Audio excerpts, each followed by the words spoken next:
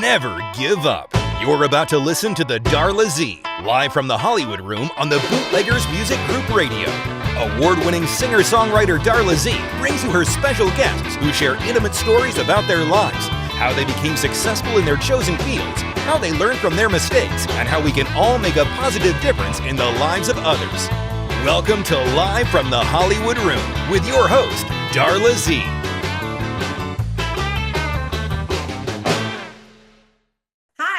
This is DarlaZ coming to you live from the Hollywood Room, and I've got an incredible man on this show. His name is Michael Freeman. He is a Grammy Award winning producer. He's got 4 Grammy nominations under his belt. He's been doing this since the 1970s, and I'm just super excited to have him on the show. Welcome, welcome, welcome, Michael. Well, thank you, Darla. I really appreciate you inviting me on the show. I'm excited. I'm excited to have you, and I hear an accent. Where does that come from? Originally from London, England. Oh, well, see, I'm just going to have to keep talking and talking because I love the accent. I always tease people and say I'm from London, Ohio, but well, you've got it down. That's for sure. So I'm just very interested in your whole history because it's pretty extensive. Over 300 albums you've produced or engineered, and you're an expert. You teach master classes in recording, and so I'm just going to dive in deep and start at the beginning. I wonder, how did you get to America and why? Well, it's a long story. I'll try and keep it as short but as concise as I can. When I was 12 years old, my father was headhunted, and we lived in Dallas, Texas, for 2 years. And he was involved in a company that was supplying components for the space program. The Beatles were invading, and I heard blues for the first time.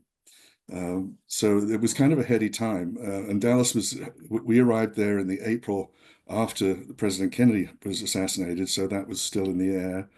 It was a very interesting time.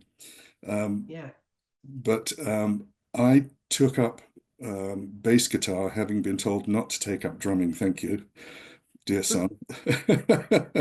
And my teacher would take me to an obscure record store on the edge of Dallas and find boxes of what was then known as race records.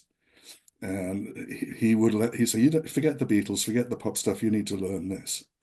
And so he gave me quite a basic education in Texas blues, and just that form. And it must have stuck with me, because when we went back to England, the British blues boom was starting, and friends and I were going to see the likes of Fleetwood Mac and Savoy Brown and Jethro Tull in the clubs in London before they actually became national acts that soared to greatness.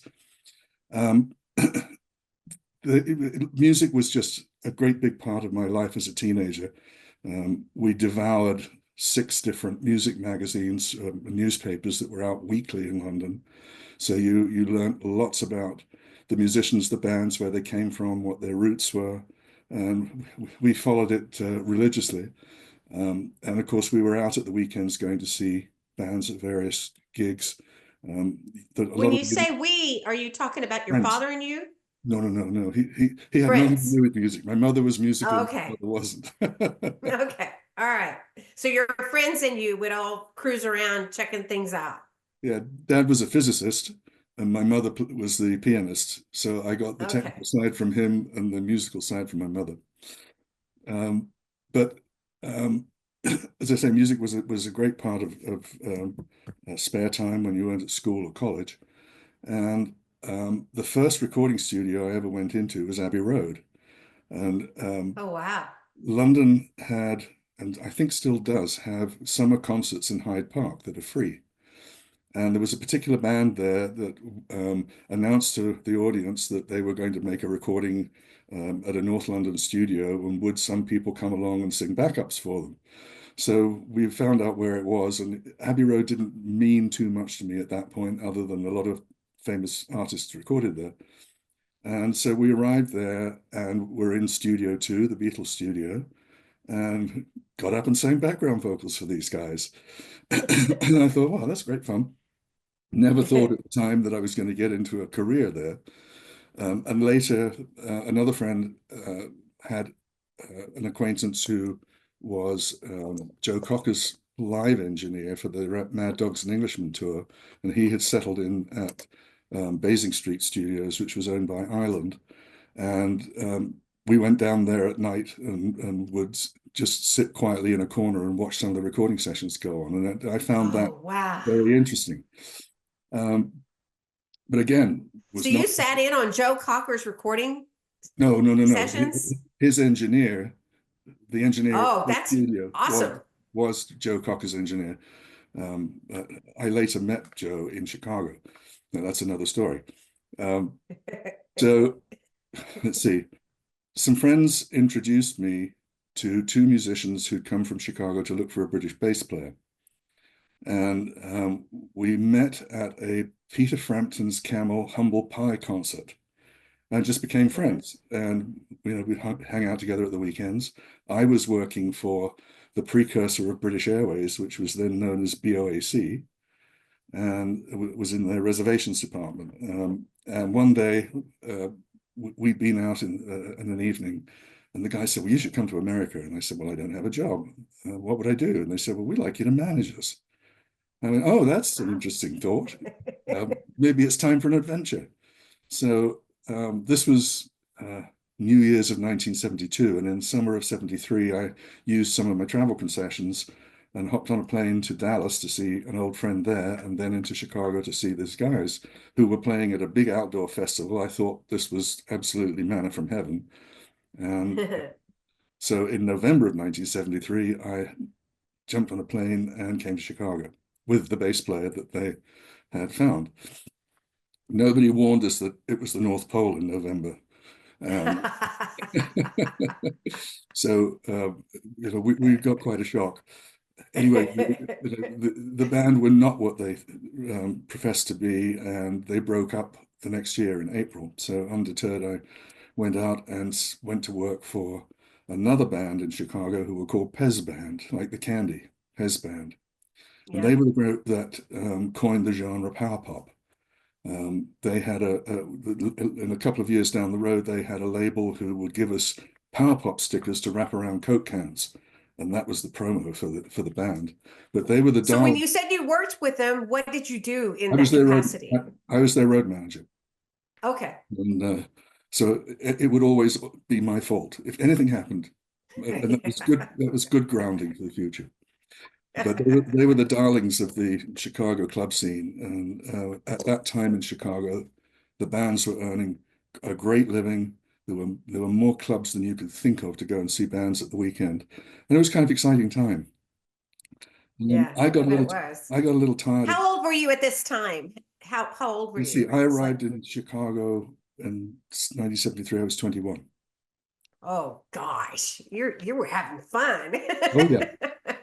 And I thought I'd have a 2-year adventure and then probably go back to the UK and so on and so forth. Well, the adventure continues. I left being on the road with them. I can't remember quite how long I was with them, but we had it seemed like they'd run their course a little bit. And I left and started publishing a music newspaper in Chicago called Stage Pass. And it was a monthly newspaper because Chicago really didn't have very much music journalism at the time. There was the Illinois Entertainer and Triad. And it was quite successful for a while, but then I had to go back to the UK for some personal reasons and family things that were going on. So I shut the paper down and didn't think I was going to be coming back. Well, about 3 months after I got back to a very recession-ridden Britain, Pez Band called and they'd been signed and they said, we want you to come back and run our tour. So they flew me back to New York, and they were based in, their management was in New York, and they were living across the river in New Jersey. And we went out on the road and were opening for Fleetwood Mac and Supertramp and a lot of the big acts. So I saw that side of the business during the 9 or 10 months I was with them. Their fortunes waned again. And I ended up back in Chicago, and went to see two guys who had opened a fledgling studio complex in the Chicago suburbs. It was called Hedden West. Gary Hedden was one of the partners. And I used to hang out there when I was publishing the paper, and they advertised in the paper, and they had become friends. I went to see them. They said, "Well, what are you doing?" I said, "Well, it looks like I'm going back to London." And they said, "No, we'd like you to come and run our studios as the studio manager." And Wow. said, "Okay." I think the minute I had been hired and I walked into the studio, the light bulb went on, and I realized that that's what I really wanted to do. And I was there for 10 years. It was a successful studio. And the owners had a parting of the ways, and the remaining owner decided after a while that he didn't want to be in the studio business anymore. And a lot of the studio's business had been demos, and of course people were doing that at home now.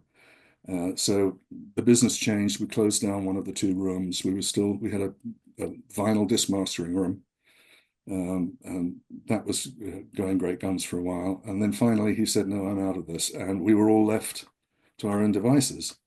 And so I went out as a freelance producer engineer and never looked back.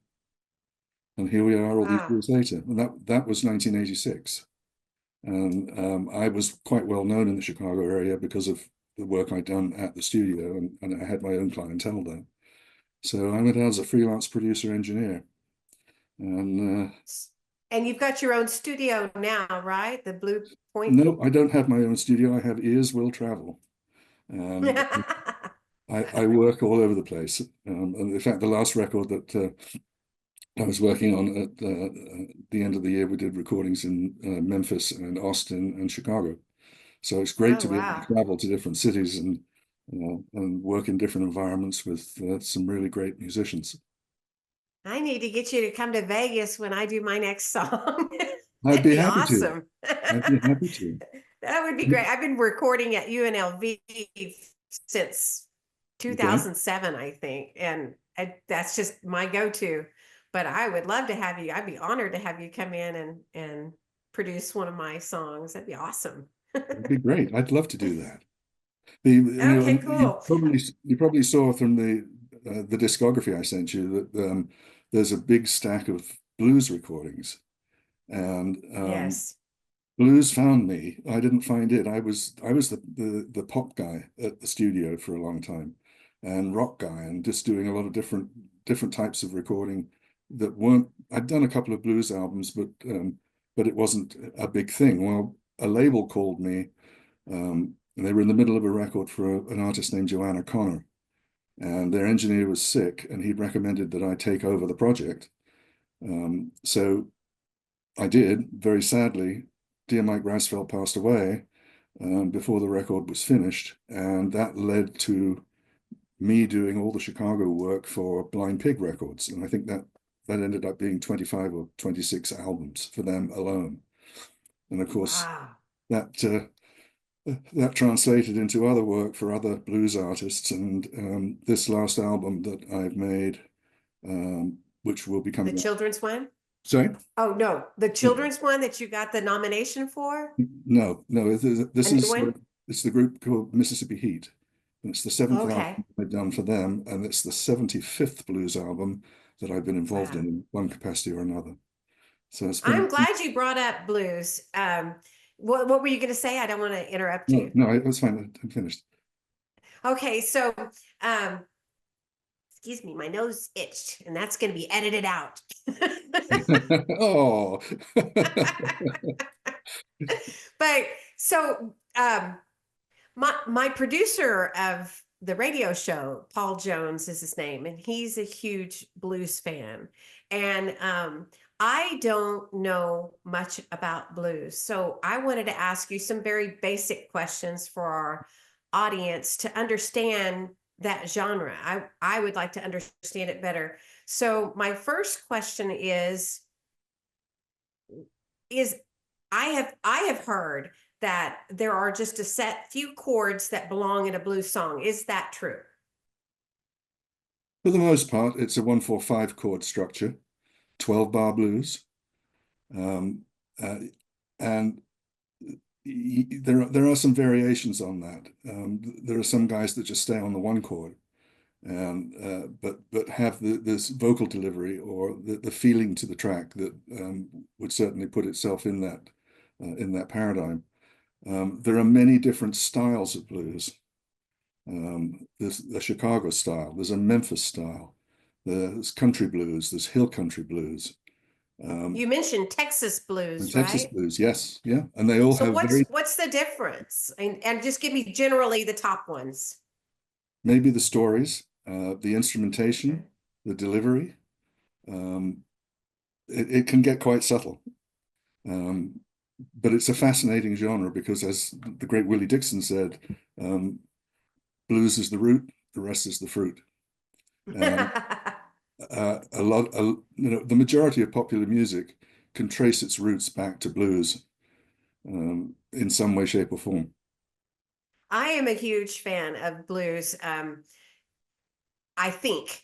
I mean, like if I were to go back, because I like more like the 30s, 40s, 50s music, you Mhm. know. So I'd say, Etta James, is that blues? Sure, it's Okay. blues and it's soul. Um, Yeah. yeah, sure. I love Etta James. She was a wonderful vocalist. Oh, wonderful. I totally agree with you. What do you think, since you have gotten amazing awards for your blues contributions as producer and engineer and recording artist, recording person, how would Recording you artists. classify recording artist? Yeah. Okay, as a recording artist, what would you say makes the perfect blues song? What Oh, component? Is it the that's a lyric? tough. Is it the guitar? Is it, what is it that you hear it and you think, oh my gosh, that's like awesome. It's the story, and it's the, for lack of a better word, the musical accompaniment that supports that. So, when I'm working in the studio, the objective look at what I'm doing and what the artists are doing is to say, you don't matter and I don't matter, but we're here to serve the song. What's the composition? What is it trying to say? What is it trying to get across to an audience? What's the emotional content behind that? And how do we deliver that? How do we arrange it? What's the instrumentation? Um, the original blues artists were singing from a very deep place, and sometimes in code that you and I would not understand because it was part of their culture. But it was something that was really, it came from a very deep place inside. And I think that's why a lot of people are so attracted to it. And of course, you see that in soul music as well. And the two are intertwined sometimes in many ways. But you find that different guitar players, for instance, have different tonal qualities and different phrases that are very personal to them. Somebody I can think of immediately is Albert King. Albert played very few notes, but it was a style and it was a conversation that he was having that was supporting his vocal. And yeah, blues is actually a lot more intricate than people think. And when you really start getting into it, it's an amazing genre to get to know. It really is. I was involved with the Blues Foundation for many years, and Mhm. was the chairman of the board for a season. And I was able to interact with a lot of the spectacular blues musicians that we have out there through the foundation and through some of the events. And you realize how much a part of the culture in the South, and it's spread out across the country, blues really is. We find it everywhere. It's everywhere if you Mhm. look for it. What would you say, if you can, because you've done so many songs, but you've also heard a lot of music, what would you say is your favorite blues recording and why? Hmm,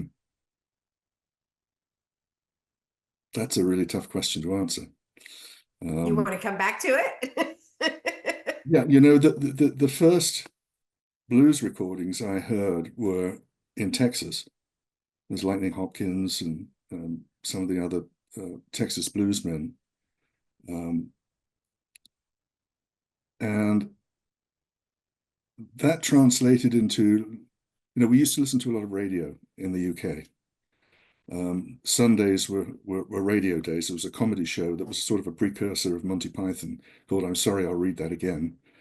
And then it was followed by a DJ named John Peel, who played every imaginable kind of music you can think of. It was just an assortment for several hours, which was quite an education. And after that was an R&B and blues show with a DJ named Mike Raven. And that was sort of required listening. He would give money to sailors that were leaving out of the British ports to America to bring back blues and soul and R&B records that he could play on his show. And these were records that we couldn't get in the UK. So that was fascinating. I loved some of the early country blues that I heard. Leroy Carr and Scrapper Blackwell. Of course, Muddy, Willie Dixon. Those were classics. And I had, when I was, one of the things that I did after I'd stopped working for Pez Band was publish a music newspaper, as I told you. And one of the advertisers was a company that managed Willie Dixon, Mighty Joe Young. Who else did they manage? Muddy Waters. And I remember going over to their offices in LaGrange, Illinois, and Willie Dixon opened the door and answered the door. Mighty Joe Young was in there. And then the manager said to me, have you got anything to do right now? And I said, no. He said, well, grab your bag. I've got an errand to run. Come with me. And so we went out into the western suburbs of Chicago and ended up in Westmont. And the light bulb was starting to go on a little bit. And we drove up outside a very modest house, and two young African Americans came running out and said, Uncle Scott, he's waiting for you. He's waiting for you. Well, that was probably Mercy Morganfield and and her brother, Joseph Morganfield. And we walked into this house, and there was Muddy Waters sitting at the kitchen table with a honey ham on one side of the board and a glass of champagne in front of him. And his manager looked at me and said, here's your interview, Merry Christmas. This was 2 days before Christmas. And I sort of stammered through the interview that I recorded. And it was completely in awe. I had no idea that this was going to happen. And when I turned off the tape recorder, that's when I got the interview. And we talked for many hours. And he kept in touch with me for a little while. And when he was playing at venues that I could get to, he used to call me English. He'd say, English, I'm playing here, I'm playing there. And if I could go, I did, and went to see him. And then his fortunes started to soar, and we lost touch after that. But ironically, I ended up working with his son, Joseph. And sadly, Joseph passed away a couple of years ago. But we had made a couple of recordings and were hoping to make another, and of course that didn't get finished. But it was real serendipity for that to happen. It was pretty amazing. Yeah, it is amazing, really amazing. Would you say, back to the creation of a blues song, would you say that the lyric has to be sad, or can you create a blues song that's funny? Oh, some of them have great humor in them, and secretly so sometimes. The blues musicians had had their own language, if you like. I did quite a lot of work with Pinetop Perkins, who was Muddy's piano player, and Willie Smith, his drummer. And I can remember we were recording tracks in Austin, Texas, and the two of them were sitting outside, and it was as if they had an entirely different language. And it was fascinating to listen to them. They became really good friends for me, and it was a joy to work with them. It really was. But yeah, that was pretty special. That's cool because you think, I mean, just by the name of itself, the blues, you think that um it would have to be about the blues and would you say Sinatra's song Quarter to Three? There's nothing but the place, just you and me. Would you say that's a blues song? Mm, Or more like I what did he wouldn't, call him? I wouldn't say it was a blues song. I mean, the blues is a feeling. And blues can be happy, blues can be sad. I'd say that some of the songs that Sinatra was singing were standards or became Yes. standards. But they still Saloon song. I think that's what he called it. Frank calls it a saloon song. saloon song, yeah. Yeah. So saloon songs are not the blues. Oh, they can be, I think. I think they can have blues elements in them for sure. For sure. Okay, so if you were like talking to a young artist um that wants to do the blues but doesn't really know where to start, what would you tell them? Look inside yourself. Blues is a feeling. It's a language all of its own. And it has a lot of honesty about it because it's interpreting life experiences, feelings in quite a particular way, sometimes in code. Um, and I think to be able to perform blues, you have to start getting in touch with who you are inside. It gets pretty deep sometimes, even though you don't realize it. Um, and there's an honesty to it. You can see some of the rock bands um, will take a blues element and make it into something that's their own. But it might just be a pop song rather than a real rhythm and blues song. And So there's a whole sorry. no, I was just going to say, is there like, if they were to start, is there a classic musician maybe they should study to listen to the sound, or just not? That depends if they're going to be an instrumentalist and a vocalist or just a vocalist. Blues lyrics are important because they sometimes don't say something directly. They kind of skirt the issue. Muddy Waters had some really great songs.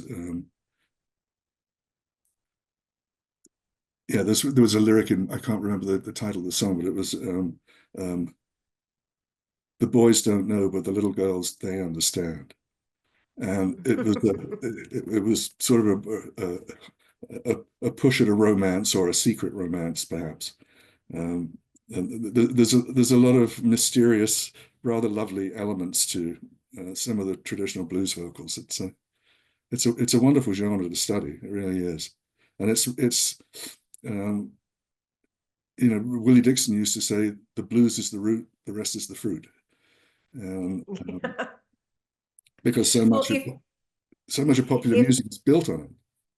yes, that's very true. That's very true. So you teach master classes in recording. Mhm. And so what is the most important thing for me as a young artist, not me as a young artist, but a person as a young artist? I'm an older artist.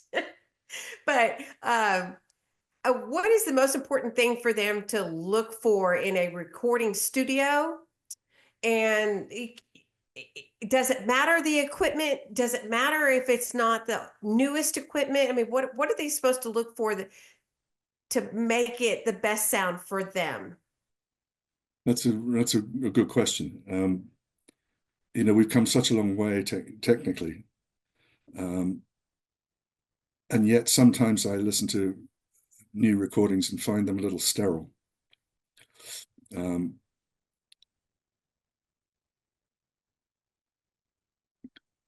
I think it depends on whether you want to be an artist or whether you want to be a recording engineer and a producer.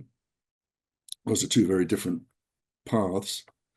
For an artist looking to make recordings today, I've been in sessions with uh, younger rock musicians who have just given 10 takes of a guitar solo and said to the engineer, just go ahead and choose which ones you think are the best. And that's a lazy way to do some recording, in my opinion. I come from the analog world where you had limited storage ability on a tape recorder. And if you were going to do a guitar solo, you'd better know what you're doing because you probably only had 2 tracks to work with. And there's such a lot of detail that goes into making really great recordings. There has to be an honesty about it.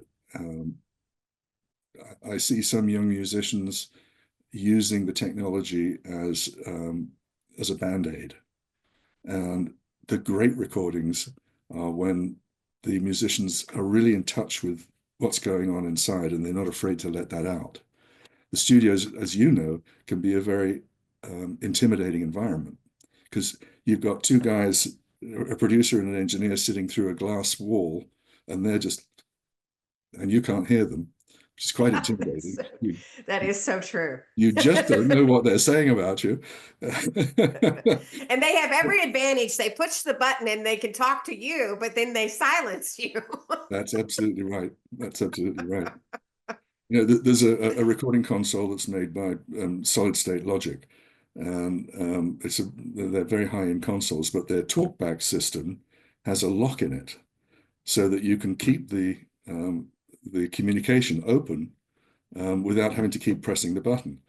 Well, that's a two-edged sword because you may have some guys in the control room that are criticizing what the singer or the musicians have just done, and they forgot to take the latch off the Yes. I've always wondered what they say in there. That's true. That's for them to know and you to wonder about. But okay. So is it okay? Keep on going. No, the studio can be a very intimidating environment for young musicians, certainly, because you don't have the audience feedback. You just have these guys through the glass who are sort of the judge and jury, if you like. When I'm producing a record, I actually like to be in the room with the musicians so that I can have direct communication with them and not be going through a talkback. I'll talk to them right then and there, and we discuss it. And I think that's a very healthy way to do that. But the studio can be a very intimidating environment until you get used to it. And yeah, there was one studio that I recorded at recently, and I had not worked with these engineers before. And I felt like, because I was used to Chuck Foley out at UNLV always telling me things, and I couldn't get them to instruct me or to give me feedback. I really wanted that because I wanted to have the best recording I possibly could. Do you think it is better for the artist to ask for feedback? And I mean, are they a producer that doesn't give it to you? Does that mean they're afraid to hurt your feelings, or is that the better move, or what? Well, let's separate church and state here. So there are 2 roles here. There's the engineer, whose job is to faithfully record and document what's going on in the studio, i.e. your vocals. And then there's the producer, who is sort of the in-between the engineer and the artist, who hopefully has the vision and has to speak the truth to the artist. And that takes a certain type of relationship, and there has to be a trust between the artist and the guy who's producing, so that can happen. And when that relationship has been established and it's comfortable, it's amazing what gets done. If guys are not communicating with an artist in the studio who's separated by a wall and a glass and a pair of headphones, it can be a very difficult environment for the singer or the musician to be creative and really deliver a great performance. There's a big trust factor there, and it's really important that you establish those boundaries, or the landscape where you're going to work and where you're going to perform, because that's the only audience that you as a singer have. Those two guys and maybe an assistant who are Right. in the control room. So you've got to sing to them and you've got to trust them. And it's a relationship. It has to be developed and it has to be comfortable. And if you're sitting in the studio not getting feedback, then something's wrong there. Okay. Um, That's what I thought. That's what I thought. And I didn't want to record there again just because I wasn't getting any help and it was just all on me. And I didn't want it to be all on me because I want to be the best. there's a wonderful video that you should try to find. It's of Celine Dion and Sir George Martin. And I don't know what the occasion was or what the recording was about. I forget what it was, but he is standing 3 feet away from her, looking at her, having her, he's using some hand motions and some body language to get the emotion out of her so that she's singing to him. She's in love with him. It's a fantastic piece if you can find it. It's absolutely a masterclass in how a producer and a singer should work together if they have that trust relationship. And those two obviously did. It's a Oh, magnificent piece to see. If I can find it, I will absolutely forward it to you because it's a masterclass in how that should happen.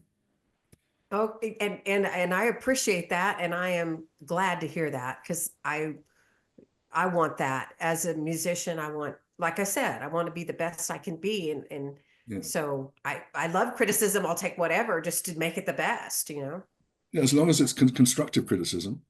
And the artist producer relationship is a very it's a very sophisticated relationship because there has to be an incredible trust there and an incredible respect from both sides, um, and that they want to work together and that they feel that this is the right person for the job.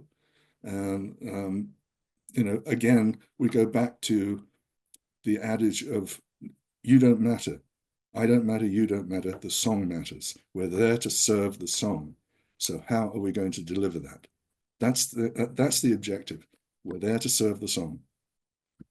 That's great. Great knowledge.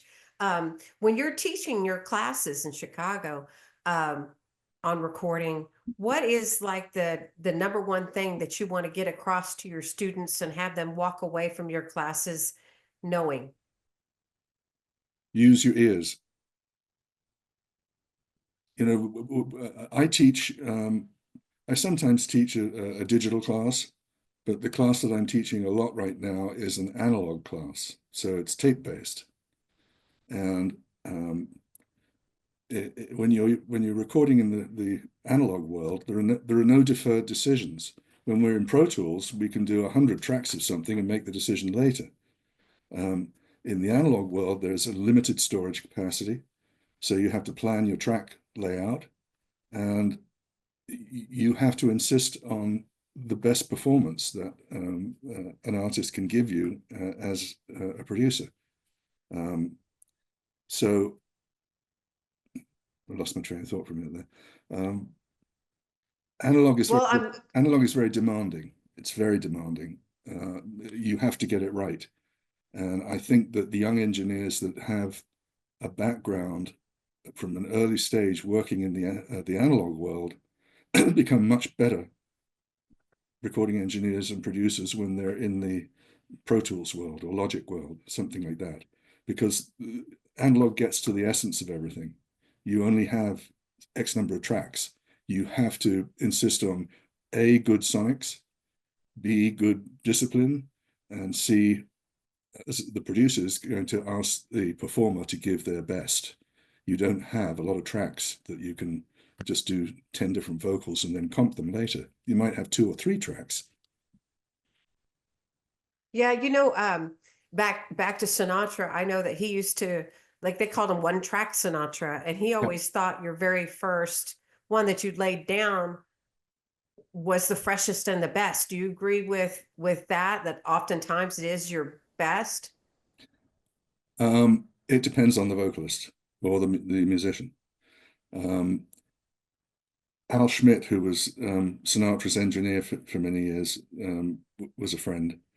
And he said Frank was amazing. He would only sometimes only give you one track because he felt that he'd given the performance that personified that particular song. Yeah. But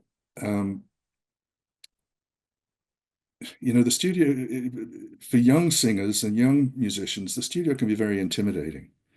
So you have to get beyond that intimidation and go, I own this space now. I'm going to give this my all because I'm playing to this record. I don't have an audience in front of me. I have 2 or 3 guys in the control room and someone who insists on ordering sushi every half hour. Um, I Or need, Firebird sandwiches. yes, right. So, yeah, I have to get myself headspace into there's an audience out there and I'm singing to them or I'm singing to one human being, which is why I think it's important that the producer is there with the singer and he or she can look at that person and sing to them and make it very personal. And that translates in the track. That comes out through the speakers. It really does. You know, I'm getting excited at the thought of that because I think that just sounds great. And I hope someone who's listening that wants to get into this field, I know that they have learned some wonderful things from you today. And the bad thing is I would love to keep on talking. And we could do a 2-part series, but I don't know if you've got that much time. Well, I'd be happy to do that. If you wanted to do that, I'd be happy to make this part 1 and we'll do a part 2. Okay. And okay, so that sounds great. But I can come up with some more questions, but I tell you that that is very interesting to me. What you I love the idea of the producer being in the same space as the artist, and I can see how that would matter. And I am going to look for that recording with Celine. She's fabulous, and when she sings, it is her whole heart and soul. And I think that's why so many people can connect with her. Yes. So with the blues, would you say, and you may have answered this, but would you say that I know you said the most important thing is the story, is the song. Is it more important the guitar just is the soul of it I'm or sorry. the You just musician's voice? you just broke up. I cut out. Yeah, say that again. Okay. So we talked about that on blues, that the song, the song matters, the lyric matters. But with the guitar versus a vocalist, Mhm. in your classic blues or your blues that you want to produce, which is more important of those 2 factors? The guitarist and the jam that he can do with that song, or the vocalist, or is there a way to make it distinctive like that and choose? Well, if the vocalist is the soloist, then his solo becomes an extension of his vocal. So he's interpreting his vocal instrumentally. If the and to some degree the if the guitarist is not the vocalist, he is picking a solo that will support the vocal in some way, or should. So there has to be an emotional ratification, both in the vocal and from the guitar solo, or the piano solo, or the B3 solo, or a harmonica solo. It's a conversation. It's a musical conversation, and they have to support the theme of the song. You're not going to play a happy guitar solo if the song's just downright sad. So you have to be careful about that. And experienced players usually know how to tap into that part of their psyche and their ability to deliver something that's supportive. That's excellent. And then the theme of my show is to never give up. And so is there some kind of advice that you have to give to somebody that's either an artist or a producer or recording engineer in that regard? Become really good at what you do, and believe in your ability, and always look to learn something. Music's that wonderful vocation that we have, where we learn something every day. We learn about a human being. We learn about a musical structure. We learn how to deliver a song a different way from the one that we heard last week. You can populate recordings with so many different elements that make the recording special. And even if it's a cover of another song, you can almost make that song its own, version 2 or whatever it is. It's a never-ending cascade of learning. You have to be open to learn, and be willing to try. And you have to make it personal. You're not going to make everybody on the planet happy with what you've decided to do. I think the most important thing is that you ratify it emotionally yourself and believe in it. And when you do that, you're able to deliver it to an audience in a very meaningful way that they will attach to and go, yeah, that's cool. And you know what? It couldn't have been said better. And we're going to end this show with that beautiful advice. Thank you so much, Michael Freeman. And thank you so much for coming on the show and for your beautiful words of wisdom. My pleasure. And thank you so much for having me. I was delighted when you asked me to join you on the show, and be happy to do it again anytime. Okay, excellent. Thank you. You have been listening to DarlaZ, live from the Hollywood Room on the Bootleggers Music Group Radio. Be sure to check out all our shows and download our app at www.bootleggersmusicgroup.com. The Bootleggers Music Group is dedicated to bringing you uplifting, educational, and inspiring shows for the love of God, one tune, and one show at a time. Be sure to visit DarlaZ at www.darlaz.com to learn more about your award-winning host. Thanks for listening to or watching the Bootleggers Music Group Radio. Executive producer, Paul E. Jones.